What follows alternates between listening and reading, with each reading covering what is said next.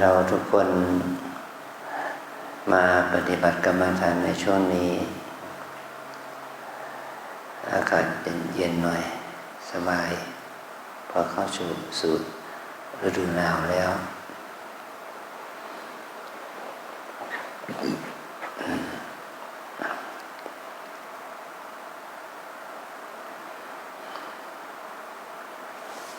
เราทั้งหลายจะได้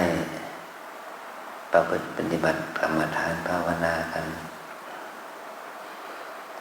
เพื่อความเจริญของจิตใจสติสมาธิก็จะได้มีกำลัง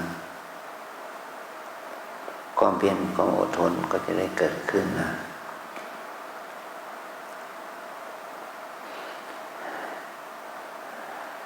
เรามาปฏิบัติธรรมก็คือมาปฏิบัติตัวเองนั่นแหละนะ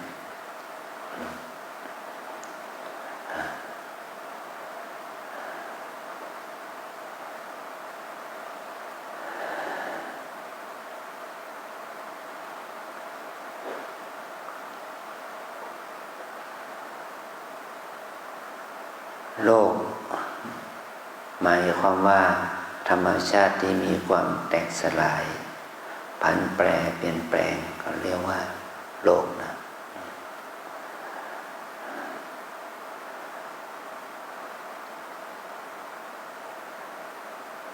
ทำไมมันจึงเรียกว่าโลกเพราะมันเป็นสภาพที่มีความเกิดแตกดับเราจะมองเห็นว่าชีวิตเราเนี่ยมีความผันแปรเปลี่ยนแปลงแตกดับ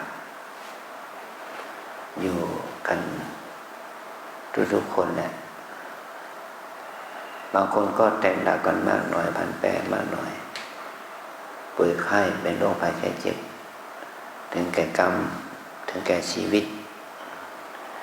แต่พวกเราบางคนก็ป่วยไข้ไม่สบายเข้าโรงพยาบาลหาหมอ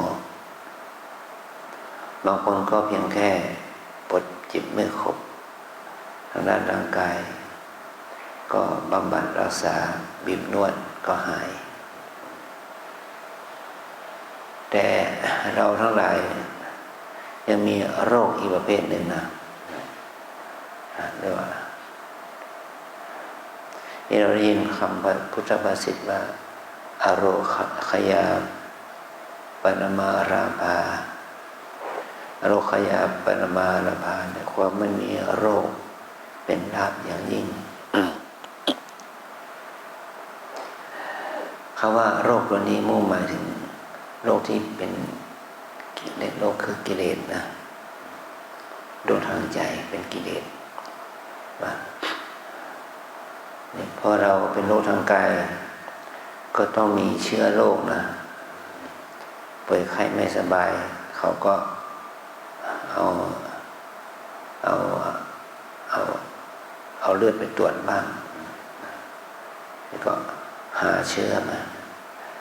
ก็โรคที่เราเป็นนี้มีเชื้อจากนี้ก็เขาก็เมื่อรู้จากเชื้อแล้วก็เขาก็ตกยาฆ่าเชื้อให้เราทานยาฆ่าเชื้อ5 วันบ้าง7 วันบ้าง15 วันบ้าง1 เดือนบ้างเนาะก็รู้สึกว่าร่างกายก็ดีขึ้น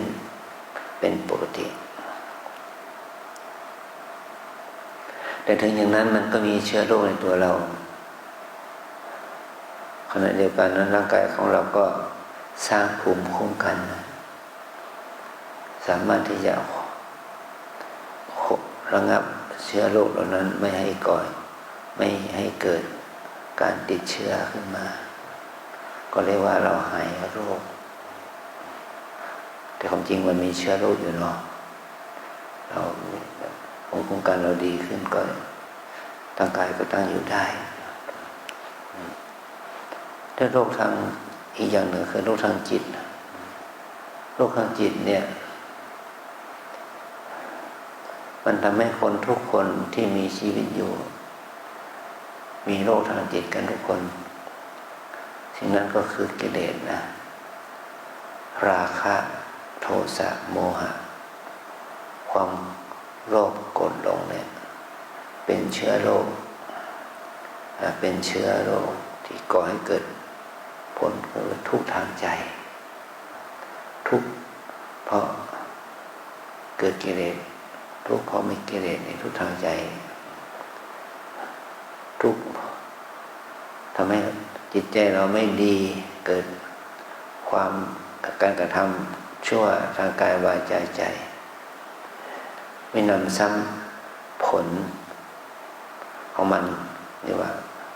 ผลของมันผลข้างเคียงก็คือ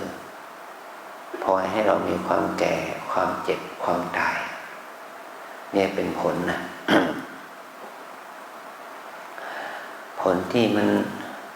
ออกมาเป็นความแก่ความเจ็บความตายความเจ็บก็เกิดจากเป็นเชื้อโรคนะครับว่าถ้าจิตใจเรามีความเครียดความกังวลเกิดความโกรธโลภหลงมากนะก็เป็นทำให้เราเกิดโรคหัวใจโรคความดันโรคเบาหวานโรคสารพัดนะโรคเกาต์โรคอะไรต่างๆโรคเหล่านี้ก็เกิดขึ้นกับเราด้วยจะเห็นว่าเชื้อโรคคือจิตใจที่คือกิเลสเนี่ยมันก่อให้เกิดทุกข์ทางด้านร่างกายที่เป็นโดยสามัญก็มีทำให้เกิดทุกข์ทางด้านร่างกายก่อนเกิดความเป็นพิเศษก็มีเกิดความเป็นเชื้อโรครุนแรงรวมถึงเป็นพวกโรคมะเร็งโรคอะไรอย่างนี้นะเราก็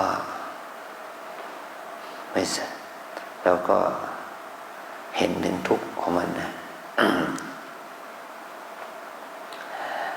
อันนี้เรามาปฏิบัติธรรม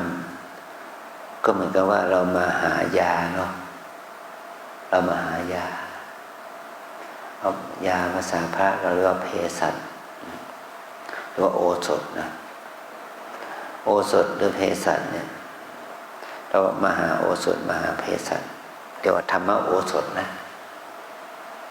ยาที่เป็นตัวธรรมะเพื่อที่จะระงับดับเชื้อโรคที่มันเป็นกิเลสอกุศลที่เป็นกิเลสตัวนี้ถ้ามันมีกำลังแก่กล้าทำให้กายใจเรามืดมนอนตรการก็รักษาได้ยากมันเป็นลักษณะเข้าเป็นนิสัยสันดานความรู้สึกของที่ไม่ดีเกิดเรียกเป็นนิสัยสันดานโรคกดหลงที่ยากที่จะแก้ไขมีพฤติกรรมที่เป็นลบอยู่ตลอดเวลาอย่างนี้เราจะแก้ไขมันได้ยังไงล่ะเราต้องฝึก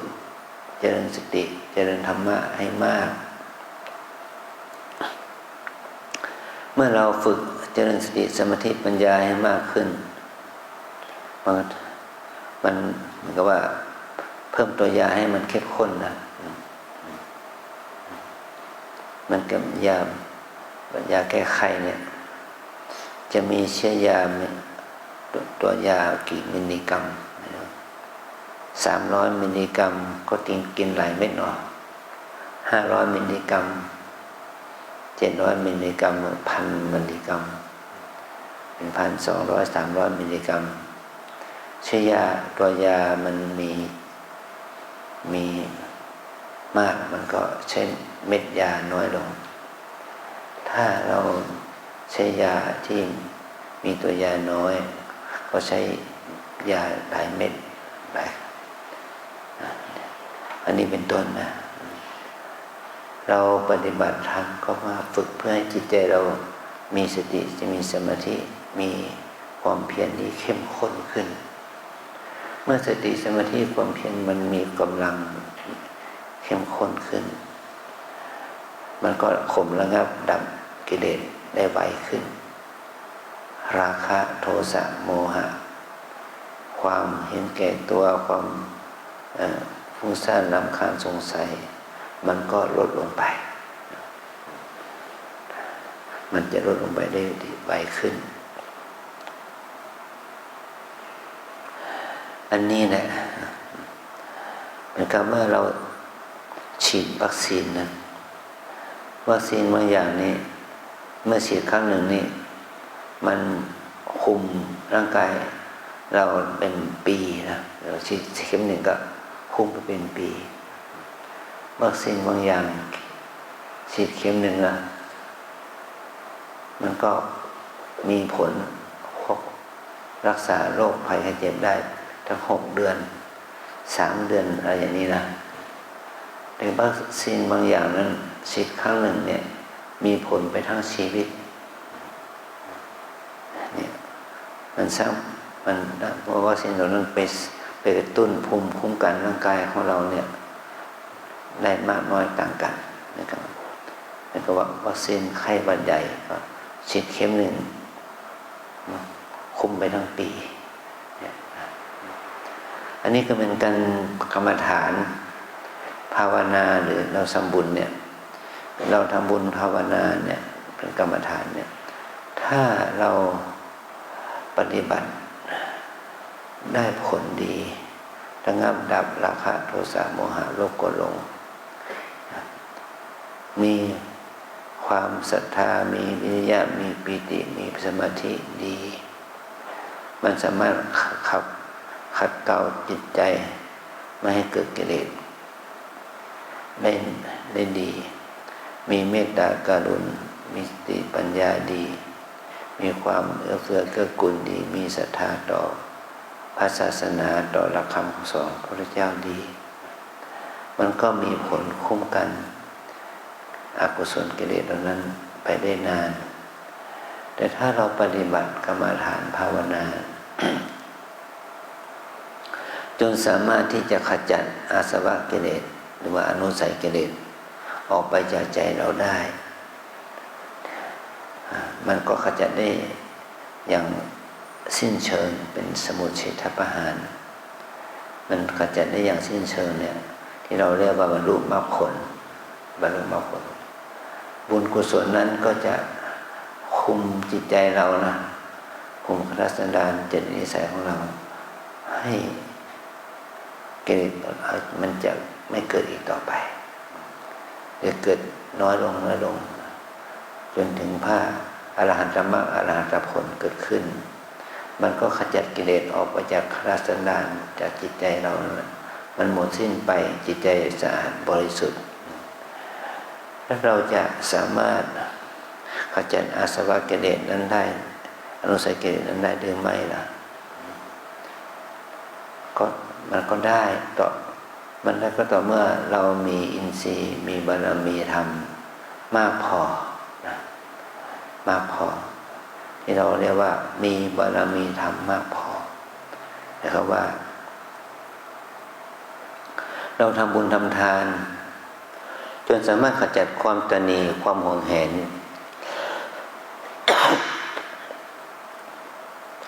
ออกมาจากจิตใจได้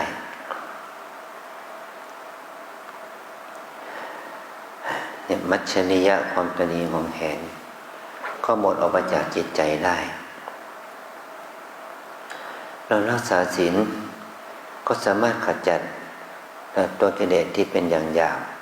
ทำให้กายกรรมวจีกรรมที่ก่อให้เกิดทุจริตที่เกิดขึ้นในใจเราออกไปได้ เราเจริญสมาธิภาวนาก็สามารถขจัดขัดเกลานิวรณธรรมกิเลสที่ทำให้จิตใจเราเศร้าหมองออกไปได้เราเจริญวิปัสสนาภาวนาก็สามารถขจัดความรู้ผิดคิดผิดเห็นผิดที่เป็นมิปลาสทางใจอย่างที่เป็นนั่นที่มันฝังลึกอยู่ในจิตใจออกไปได้อันนี้แหละถ้าเราทำได้อย่างนี้เราก็ได้อานิสงส์สูงสุดแล้วเราจะสามารถขัดเกลามันได้ละเอียดแค่ไหนลึกซึ้งได้แค่ไหนมันก็อยู่ที่ สติสมาธิปัญญาทานศีลภาวนาของเราเนี่ยได้ขจัดออกไปจากใจนะ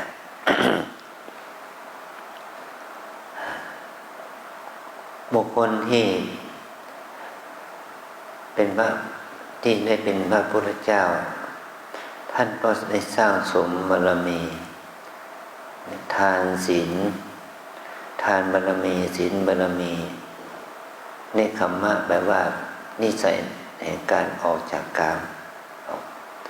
วิริยะความเพียรปัญญาความรู้ชัดรู้แจ้งแล้วก็ขันติความอดทนสัจจะความจริงแล้วก็อธิษฐานจิตตั้งมั่นเมตตาอุเบกขาเนี่ยขจัดตัวโมหะตัวโทสะออกไปได้จนมีกำลังบารมีมากพอก็สามารถที่จะได้เป็นพระพุทธเจ้าได้สร้างบารมีที่ว่าเสียอสงไขยแสนกลับอย่างนี้ถ้าเราได้สร้างบารมีสร้างสมคุณงามความดีบารมี10ประการนี้มากพอเราไม่ได้อธิษฐานเป็นพระพุทธเจ้าเราก็อธิษฐานเป็นพระสาวกของพระพุทธเจ้าอธิษฐานเพื่อให้เราเห็นแจ้งในทุกข์เห็นให้เกิดทุกข์เห็นแจ้งในอริยสัจธรรมได้มันก็ทำให้เราหมดกิเลสอกุศลทั้งหมดทั้งมวลได้มันเหมือนกับว่าเราได้สร้างสมความดีงามมากพอถ้าเรามาปฏิบัติมันสร้างสมความดีงามบารมีธรรมไม่มากพอเราก็สามารถข่มระงับอกุศลข่มระงับกิเลสทั้งหมดทั้งมวลลงไม่ได้แต่มันไม่สามารถที่จะขจัดรากเหง้าของกิเลสได้นี่ก็คือผลในการปฏิบัติกรรมฐานเนี่ยมันก็มีผลตามฐานะภาวะนะ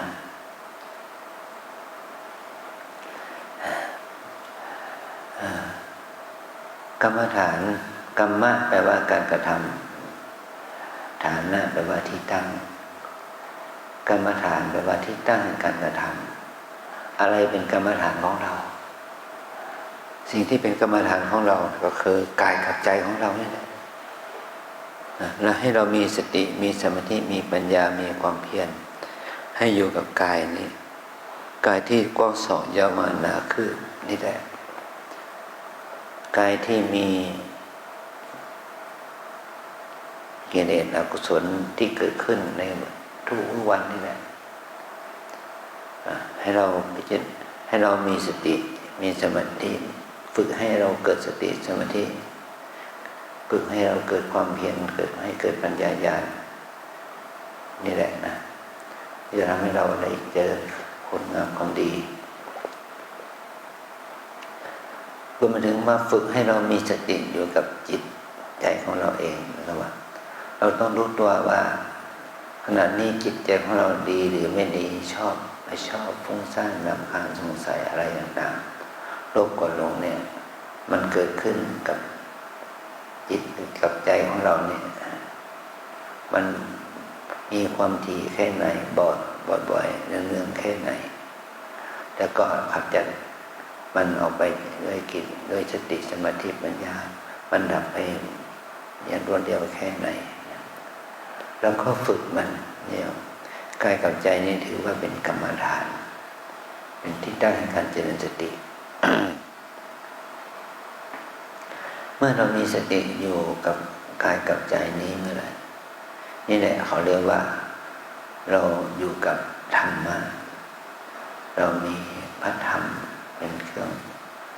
เป็น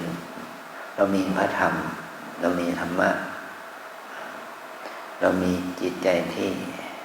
ดีงามสามารถที่จะข่มระงับดับอกุศลอาสวะกิเลสต่างๆได้นะนี่ในขณะที่เรามาปฏิบัติให้เรารู้ความจริงของชีวิต อะไรบ้างความจริงของชีวิตคือกายใจนี้จะเป็นหญิงเป็นชายก็ตามให้เรารู้ว่ากายนี้เป็นอะไรกายนี้เป็นทุกข์นะแต่ว่านี้คือทุกข์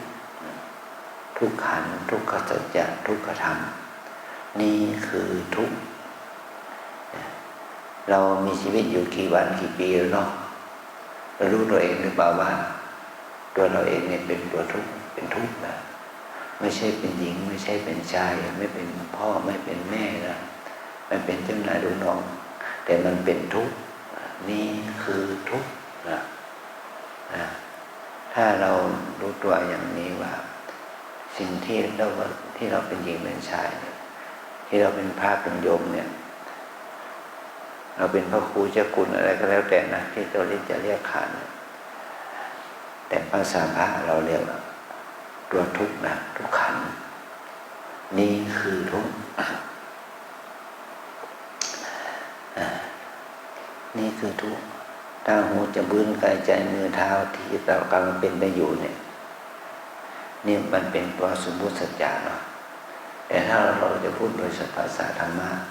ตัวปรมัตถสัจจะแล้วก็ให้รู้ว่าอันนี้คือของทุกขันธ์ตอนนี้ก็นี่คือเหตุเกิดทุกข์นี่คือเหตุแห่งทุกข์เหตุให้เกิดทุกข์นะพระองค์ได้ตรัสว่าตัวตัณหาว่าความโลภโกรธหลงว่าราคะความกำหนัดยินดีความยึดมั่นถือมั่นตัวอุปทานนี่แหละเป็นเหตุให้เกิดทุกข์ทุกข์นี้เกิดจากกิเลสตัณหาอุปทานที่เกิดขึ้นในใจของเราเองนะนี่คือเหตุของทุกข์นี่คือทุกขสมุทัยเหตุให้เกิดของทุกข์อันนี้คือความดับทุกข์ว่าความดับทุกข์มันอยู่ที่ไหนความดับทุกข์ก็ให้ดับที่ตัวราคะตัณหาความโลภความปรารถนาความอยากความยึดมั่นถือมั่นนี่แหละเราจะดับเหตุแห่งทุกข์ก็ต้องดับที่กิเลสนี่นะนี่คือความดับทุกข์ต่อไปเขาว่านี่คือข้อปฏิบัติเพื่อให้ถึงความดับทุกข์ข้อปฏิบัติให้ถึงความดับทุกข์นั้นเราจะต้องพัฒนาก็คืออะไรล่ะข้อปฏิบัติก็คือการเจริญศีลสมาธิปัญญาการเจริญสติการเจริญสมาธิปัญญาให้เกิดขึ้นอันนี้คือข้อปฏิบัติเพื่อให้เราเข้าถึงความดับทุกข์นี่คือข้อปฏิบัติเพื่อให้เกิดความดับทุกข์ก็แต่เราจะดับทุกข์ได้ก็ต้องเมื่อเรามีสติมีสมาธิมีปัญญามีข้อศีลข้อวัดที่ดีนี่คือข้อปฏิบัติเพื่อให้เกิดความดับทุกข์นี่ พระพุทธองค์ได้ตรัสให้เห็นให้รู้ถึงความจริงเรียกว่าสัจจญาณสัจจญาณว่าความญาณที่ให้เห็นความจริงนะ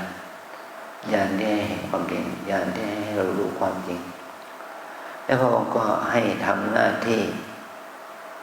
เป็นกิจญาณหรือว่ากิจญาณก็คือว่าทุกข์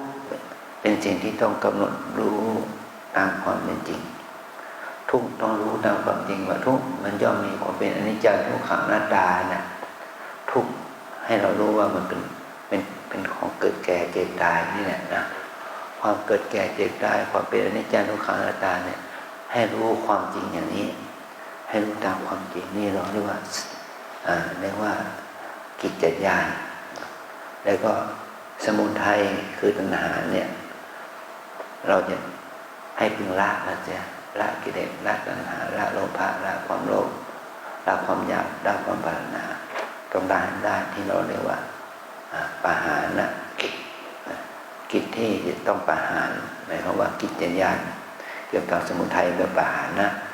ให้ละมันเสีย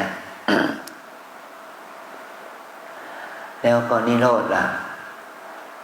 กิจญาณของนิโรธคืออะไรก็คือสัจฉิกรณกิจแปลว่าต้องทำให้แจ้งต้องทำให้ประจักษ์ต้องอย่างรู้ ต้องละมันได้ให้ได้ต้องละมันให้ได้นี่เราเรียกว่ากิจญาณในนิโรธหน้าที่ที่เราจะต้องทำต่อนิโรธแล้วก็มรรคละเป็นภาวนากิจภาวนากิจว่าต้องทำให้เจริญคือหมายความว่าเรามาปฏิบัติธรรมเนี่ยเรามาฝึกให้สติเจริญฝึกให้สมาธิเจริญฝึกให้ปัญญาเจริญฝึกให้ศีลสมาธิปัญญาเจริญนะมรรคมีองค์8ก็คือฝึกให้มรรคเจริญขึ้นให้มันมีกำลังมากขึ้นนี่เราเรียกว่าภาวนากิจนะภาวนากิจถ้าเราทำกิจในอริยสัจสี่ได้ดีแล้วตั้งแต่อันดับต่ำระดับกลางระดับสูงสุดได้ดีแล้วนั่นแหละเราเรียกว่าเราได้บรรลุธรรมเราได้ถึงธรรมนะเราเรียกว่ากัตตญาณญาณก็คือปัญญาที่รู้ว่าตนเองทำกิจเหล่านี้เสร็จเรียบร้อยแล้วนะเสร็จเรียบร้อยแล้วเป็นกัตตญาณทุกข์เป็นสิ่งที่เราได้รู้ด้วยทั่วทวนแล้วสมุทัยเป็นสิ่งที่เราละได้แล้วนิโรธเป็นสิ่งที่เราทำให้แจ้งแล้วมรรคเป็นสิ่งที่เราได้เจริญแล้วอย่างนี้นะอันนี้เ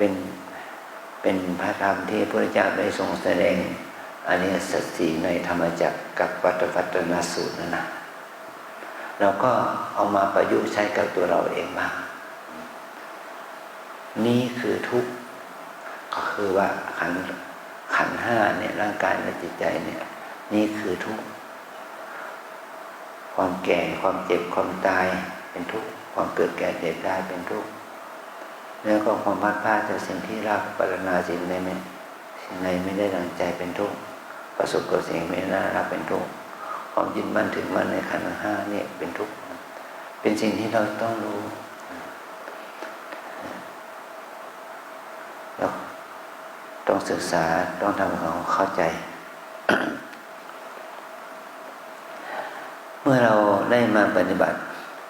เราจะเจอทั้งทุกขเวทนาสุขเวทนาทั้งปวดทั้งเจ็บทั้งเมื่อยขบเนาะคุณแม่ทั้งหลายล่ะปวดเจ็บไหมครับปวดเจ็บไหมคุณแม่ทั้งหลายต้องอดทนนะเนี่ยเกิดเวทนานะเกิดทุกขเวทนาจำเป็นต้องเอาเก้าอี้มานั่งนะเนี่ยความป่วยไข้ไม่สบายแต่ต้องอดทนนะเพราะมีขันธ์ก็มีทุกข์นั่นแหละมีกายก็มีทุกข์นั่นแหละเราอดทนเอานะต่อสู้กับสิ่งที่มันเป็นชีวิตของเราอย่างนี้เอาใจใส่ตัวเองอย่างนี้นี่เราก็ทำให้ร่างกายนั้นสามารถประคองอยู่กับปัจจุบันอารมณ์ได้นี่กรรมฐานแล้วนี่แปลว่าการงานของจิตเนี่ยเป็นกรรมฐานที่เราจะได้ฝึกให้เกิดสมาธิในปัญญาด้วยอาศัยฐานศีลนะ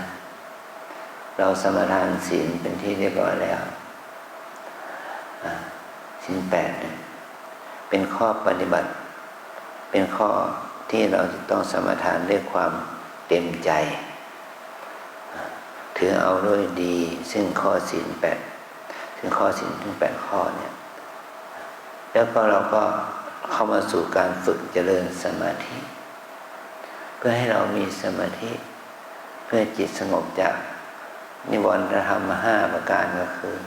ชอบไม่ชอบง่วงฟุ้งและสงสัยนะถ้าเรารู้สึกชอบมันเกิดกัมมันฉันทะราคะความโลภความอยากได้เนี่ยคือเป็นเหตุให้เกิดทำให้จิตใจเราขาดสติขาดสมาธิขาดความเพียรไม่ชอบเกิดมีโทสะพยาบาทโกรธเกลียดชังไม่ยินดีเมื่อร่างกายของเราเป็น เป็นโรคนั้นโรคนี้เราก็ไม่ชอบนะเราก็ต้องอดทนเนี่ยไม่ชอบอันที่สามมันง่วงเหงาหอนอนเกียจคร้านเมื่อเรามาปฏิบัติธรรมก็เกิดความง่วงเหงาหอนอนเกียจคร้านนะอีหนูนะเห็นไหมอันนี้แหละทำให้จิตใจเราขาดสติสมาธินะชอบไม่ชอบง่วงฟุ้งซ่านรำคาญใจเมื่อเรามาปฏิบัติเนี่ยเกิดจิตใจฟุ้งซ่านอยู่บ้านก็คิดถึงวัดอยากจะมาวัดอยู่วัดก็คิดถึงบ้านนะอยากจะกลับไปดูบ้านเป็นอะไรบ้างเป็นยังไงบ้างเนี่ยจะหมาจะแมวอยู่ใครให้เอาอาหารมันกินมันบ้างเนี่ยดูแลเรื่องน้ำเรื่องไฟใครจะดูแลเนี่ยอยู่บ้านคิดถึงบ้านอยู่วัดคิดถึงบ้านมันได้บาปนะได้บาปแต่อยู่บ้านคิดถึงวัดยังได้บุญนะเพราะว่าเราอยู่บ้านคิดถึงวัดอยากจะมาวัดอยากมาปฏิบัติอยากมาไหว้พระสวดมนต์ภาวนานี่ได้บุญแท้เรามาแต่ว่าเรามาอยู่วัดวันแรกรู้แล้วเราก็ไม่ได้มีนิสัยชอบวัดจริงๆเนาะพออยู่วัดก็คิดถึงบ้านห่วงรถห่วงบ้านห่วงข้าวของเครื่องใช้จริงไหมวันนี้คิดถึงบ้านเดี๋ยวนี้คิดถึงบ้านเราเรื่องกี่ครั้งแล้วอย่างที่อาจารย์พูดเนี่ยไปกระตุ้นต่อมกิเลสของเรานะคิดถึงบ้านจะเป็นอย่างไรอันนี้มันจะความฟุ้งซ่านมันเกิดขึ้นมันเป็นอกุศลให้เรามีสติกำหนดความฟุ้งซ่านนั้นความสงสัยลังเลใจเราสงสัยว่าถ้าบางคนมาปฏิบัติธรรมใหม่ๆมาครั้งแรกอันนี้เป็นตัวนี้เราจะมีบุญได้เราปฏิบัติเราเดินจงกรมนั่งสมาธิแค่นี้มันจะเป็นบุญแก่เราได้ยังไงเราปวดเราเจ็บเมื่อยขบมันจะเป็นบุญแก่เราได้ยังไงเดินนั่งกันแค่นี้หรือมันจะเป็นบุญนะแต่ความจริงเดินนั่งแค่นี้มันไม่ใช่แค่นี้มันเดินนั่งอย่างมีสติเดินนั่งอย่างมีสมาธิเดินนั่งอย่างมีปัญญาเดินนั่งอย่างมีความเพียรนี่เราเดินเรานั่งอย่างนี้เป็นการเดินนั่งอย่างมีสติสมาธิปัญญาเราถึงว่านั่งเดินได้บุญนะแต่เดินเราฟุ้งซ่านไปเรื่อยเอาเรื่องเก่าเรื่องเรามาคิดกังวลไปเรื่อยอย่างเนี้ยเดินนั่งแบบนี้มันได้บุญนะมันได้ความฟุ้งซ่านสงสัยเป็นต้นนะแล้วเราก็เมื่อเราขจัดความชอบไม่ชอบง่วงเหงาหอนอนฟุ้งซ่านรำคาญสงสัยออกไปจากใจได้เรียกว่าจิตของเราเข้าสู่ฐานสมาธิมันมีกำลังมากขึ้นสติมีกำลังมากขึ้นวิริยะมีความเพียรมากขึ้นจิตมันก็ข่มระงับนิวรณ์ชอบไม่ชอบง่วงฟุ้งซ่านสงสัยไปได้แล้วเราจะเดินวิปัสสนากรรมฐานนะหรือว่ากรรมฐานที่จะทำให้เราเกิดปัญญาเห็นแจ้งว่าชีวิตของเราแม้จะเป็นคนพังพร้อมมากด้วยทรัพย์สมบัติเงินทองมากด้วยวาสนาบารมีมากด้วยทรัพย์สินการอย่างไรก็ตามแต่เราจะต้อง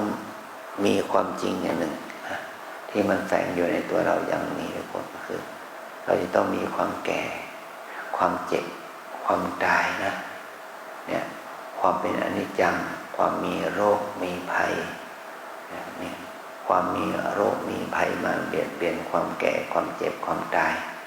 มันจะต้องมีอยู่กับเราจะให้เราเข้าใจความเป็นอนิจจังทุกขังอนัตตาอนิจจังเป็นของไม่เที่ยงทุกขังมีเป็นทุกข์อนัตตาเป็นของไม่ใช่ตน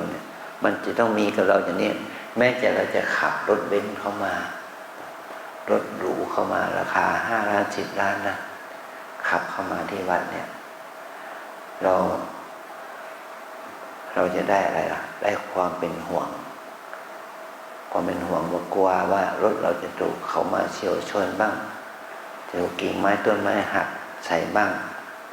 กลัวว่าถูกลักขโมยบ้างสิ่งที่เราได้มาได้แต่ความทุกข์เราจะมาอยู่ที่วัดเนี่ยจะมีที่ดับที่นอนหมอนมุ้งให้เราดีแค่ไหนมันก็สู้บ้านเราไม่ได้นะมันก็สู้โรงแรม5 ดาวไม่ได้เนาะ นี่นะเราจะไม่ได้รับความสะดวกสบายโทรศัพท์หาโอเปอเรเตอร์ว่าสั่งอาหารสั่งเครื่องดื่มนั้นนี้มากินที่ห้องไม่ได้นะคุณแม่นะ มันจะต้องเจออย่างที่วัดเราเนี่ยมากินที่โรงขันนะอาหารตามสั่งก็ไม่ได้นี่นะนี่มันมีความเป็นอนิจจังทุกขังอนัตตาเราก็มาบ่นกับตัวเองเนาะเฮ้ยเอามาหาทุกข์แก่ตัวเองแท้ๆนั่งก็ไม่สะดวกเดินก็ไม่สะดวกยืนก็ไม่สะดวกกินก็ไม่สะดวกอย่างนี้มาเอาทุกข์ให้แก่ตนเองแท้ๆเนี่ยถ้าเราบ่นนะก็วัดให้อาหารฟรีมันจะดีเท่ากับอาหารตามสั่งได้ยังไงวัดให้ห้องฟรีมันจะดีเท่ากับค่าห้องคืนละ3,000 5,000ได้ยังไงนะใช่ไหมเนี่ยมันก็ได้ประโยชน์แค่นี้แต่ทำให้เราเห็นอะไรเห็นพระธรรมเห็นแจ้งว่ากายใจเรานี้จะอยู่ที่ไหนก็ตามมันก็มีทุกข์เป็นผลนะมันมีทุกข์เป็นผลมีทุกข์ทางกายมีทุกข์ทางวาจาทางใจเป็นผลเนี่ยมีทุกข์เป็นผลให้เราเห็นว่าเราจะอยู่อย่างไรเราจะเดินจะนั่งอย่างไรมันจะมีทุกข์เป็นผลอย่างนี้นะเนี่ยนะให้เราเข้าใจกฎพระไตรลักษณ์ที่พระพุทธเจ้าแม้แต่พระพุทธเจ้าเองตรัสถึงว่าอัครสาวกมหาสาวกทั้งหลายท่านเป็นคนบรรณกษัตริย์มีทรัพย์สินเงินทองสดสินสลิงการเป็นจำนวนมาก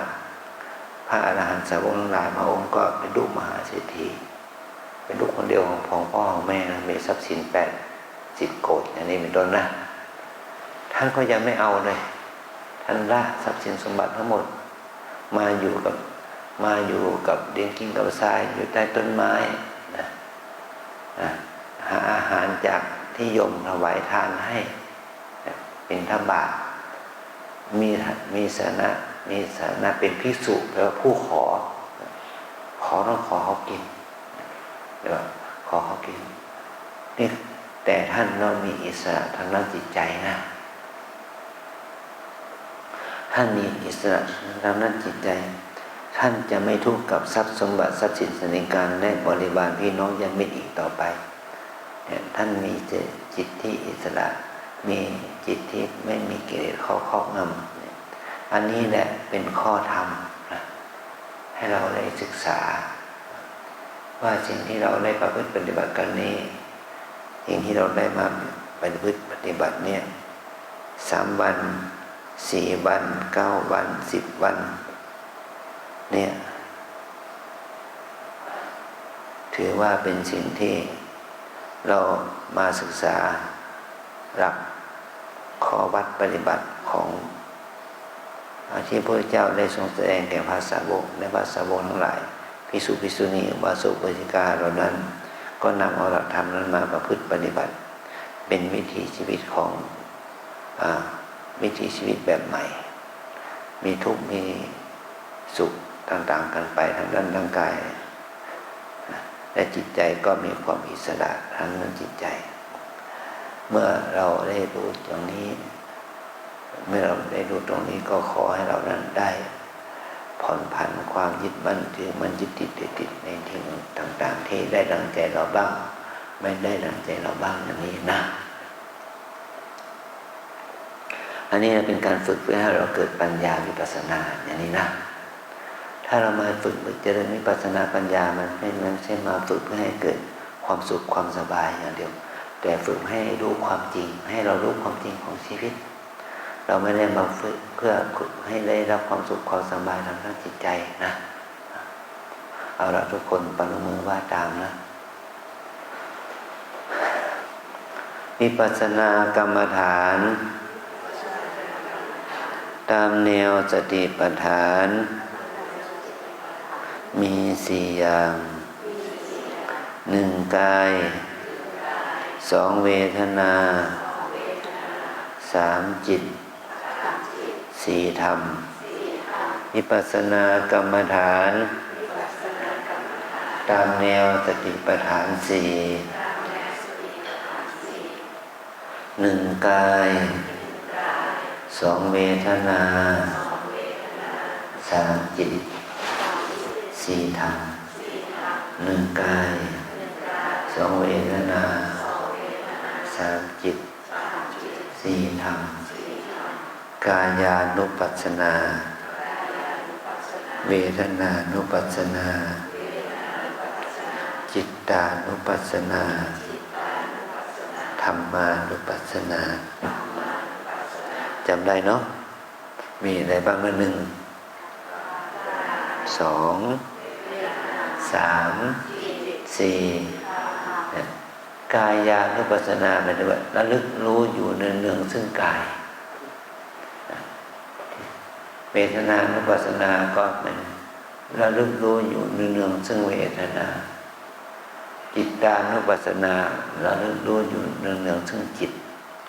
ธรรมานุปัสสนาก็ระลึกรู้อยู่เนืองๆซึ่งธรรมสติปัฏฐานมาที่ใต้แห่งการเจริญสติคือระลึกรู้อยู่เนืองๆซึ่งกายเวทนาจิตธรรมนี่นะกายก็คือร่างกายที่กว้างศอกยาววานหนาคือที่มีใจคล้องนี่แหละขณะที่กราบให้มีสติรู้ถึงการเคลื่อนไหวของมือขณะที่เดินก็ให้มีสติด้วยการเคลื่อนไหวของเท้าขวาย่างซ้ายย่างขณะที่นั่งก็มีสติด้วยการพองยุบขณะที่เราทานข้าวล้างหน้าแปรงฟันบนปากก็ให้มีสติรู้ถึงอาการเคลื่อนไหวของร่างกายแต่ละส่วนนะตั้งแต่ตื่นนอนถึงดับนอนเนี่ยเราจะมีอาการเคลื่อนไหวของกายอยู่ตลอดเวลาก็ให้เรามีสติอยู่กับอาการเคลื่อนไหวของกายให้มีสติดูกายตามความเป็นจริงบริกรรมกำหนดรู้ตามอาการภาษาที่เราเรียกขานถ้าเราจะไม่รู้จะเรียกภาษาคำด้วยคำใดให้รู้กำหนดรู้หนอตึงหนอหย่อนหนอตามอาการนะ อันที่2เวทนาเราเมื่อเรานั่งอยู่เดินอยู่ล่ะถ้ากายมันปวดเจ็บล่ะก็ให้มีสติดูนะตั้งแต่เมื่อเช้าเมื่อกี้นะจนถึงเดี๋ยวนี้เราเปลี่ยนไปกี่ท่าแล้ว เปลี่ยนไปกี่ท่าแล้ว4 ท่า 5 ท่าเปลี่ยนทำไมเพราะมันเป็นทุกข์เวทนาเป็นทุกข์นะปวดเจ็บเหน็บชาปวดหนอเจ็บหนอชาหนอเมื่อยหนอทุกข์หนอเนี่ยนี่แหละมันมีเวทนาทางกายสุขทางกายทุกข์ทางกายสุขทางใจทุกข์ทางใจก็ตามให้เรามีสติกำหนดรู้ซึ่งเวทนานั้นดีใจหนอเสียใจหนอชอบไม่ชอบตามความเป็นจริงนะอันที่3จิตตานุปัสสนาจิตมันคิดตอนที่เรามานั่งที่นี่จนถึงเดี๋ยวนี้ใจเราคิดกี่คนละรู้ไหมใจเราคิดกี่คนแล้วคุณแม่คิดกี่เรื่องละคิดไปสารพัดสารเพแล้วเนาะคิดนั้นคิดนี้คิดนั้นคิดนี้นะใจมันคิดใจมันฟุ้งบางทีจิตมันหดหู่ท้อถอยจิตมันเกิดราคะโทสะโมหะนะยินดียินร้ายชอบไม่ชอบเมื่อเรามาปฏิบัติธรรมเราดีใจสุขใจเหลือเกินมีสมาธิมีปิติเป็นอย่างนั้นไหม มีความสงบนิ่งมีศรัทธามีความรู้สึกว่าเป็นอิสระทั้งเหลือเกินที่ได้มาอยู่วัด9 วัน10 วันนี่นะไอ้หนูเธอจะต้องปฏิบัติต่อไปนะอันนี้แหละจิตมันคิด เมื่อเราจิตคิดก็คิดหนอฟุ้งหนอความจำเก่าอดีตผลหลังผุดมันมาบ้างวางแผนอนาคตจะทำอะไรต่อมีอะไรมันก็คิดไปต่างๆนานานะคิดไม่น้อยเรื่องพันเรื่องนะคิดจะถูกหวยไหม คิดจะถูกหวยไหมวันนี้วันที่เท่าไหร่ละวันที่27แล้วอีก3 วันนี่เราจะเป็นเศรษฐีเป็นดาวนะมันสารพัดอย่างนะอันนี้ข้อ4ทำแล้วทุกคนเอาตาหูจมูกลิ้นกายใจเอามาไหมเราเอาตาหูจมูกลิ้นกายปัญจทวารเนี่ยเอามาไหมตาไม่บอดหูไม่หนวกนะเนี่ยตาเห็นหูเนี่ยยินจมูกรู้กลิ่นลิ้นรู้รสกายได้สัมผัสเนี่ยอารมณ์เหล่านี้แหละมันจะก่อให้เกิดความรู้สึกยินดียินร้ายชอบไม่ชอบเกิดโกรธโลภหลงนานาประการถ้าเราไม่มีสติแต่ถ้าเราเห็นได้ยินกลิ่นรสสัมผัสยังมีสตินะมันก็เกิดบุญเกิดขึ้นมีบุญเกิดขึ้นมีสติเกิดขึ้นมีสมาธิเกิดขึ้นมีปัญญาเกิดขึ้นมีความรู้เกิดขึ้นความดีงามมันก็เกิดขึ้นนะนี่แหละจะเป็นตัวกุศลเป็นบุญเมื่อเราฝึกอย่างนี้ไปเรื่อยๆสติสมาธิปัญญามันเกิดขึ้นมากขึ้นมันจะก่อให้เกิดตัวคุณธรรมยิ่งๆมันมีเมตตากรุณาเกิดขึ้นเนี่ยจิตใจเราก็อยู่ในอารมณ์ที่เป็นกุศลมากขึ้นนี่แหละเป็นทางที่จะนำมาให้กุศลธรรมความดีบุญกุศลมันเจริญนะกินน้อยนอนน้อยพูดน้อยปฏิบัติให้มากนะเอาใจใส่ดูแลตัวเองอย่างให้ต่อเนื่องอย่างนี้นะใส่ใจสุดจอดต่อเนื่องใส่ใจสุดจอดต่อเนื่องเนี่ยเราก็จะทำให้เรานั้นได้เจริญรุ่งเรืองในกุศลธรรมยิ่งขึ้นไปนะเรามาเป็นโยคีใหม่ก็เดิน15 นาทีนั่ง15 นาทีนะถ้าเป็นโยคีเก่าแล้วเดิน20นั่ง20เดินครึ่งชั่วโมงนั่งครึ่งชั่วโมงตามสภาพร่างกายให้เราทนได้นะขอให้เราได้ปฏิบัติตามตารางเวลาตั้งแต่ตี 4ถึง4 ทุ่มถึง5 ทุ่มเที่ยงคืนนี่จะพาทำได้ไหมทำร่มหลับแล้วนี่เราต้องอดทนนะจิตทานะขอให้เราตั้งใจภาวนานะขอให้ข้อคิดแค่นี้นะ